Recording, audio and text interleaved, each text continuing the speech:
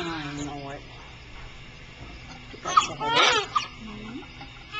I know. We'll go back out and you can nurse again. Okay? Yeah, we'll go back out and you can nurse again.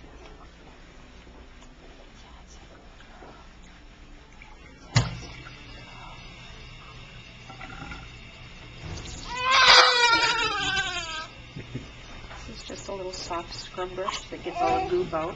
Okay. You send it home with you, and if you use it, then it keeps all that dead skin and like cradle cap from getting all over on her scalp. Okay. She does have soft spots up there, but they're not to be worried about because they're there to let her grow and take all the hits that she'll take when she's learning how to walk and crawl. And oh, baby. Yeah. Are you hungry? Are you hungry some more? You gonna come and eat? Got some skid marks. Some scuff marks on her scalp right there. Is that from coming to the brink? Yep. Yep.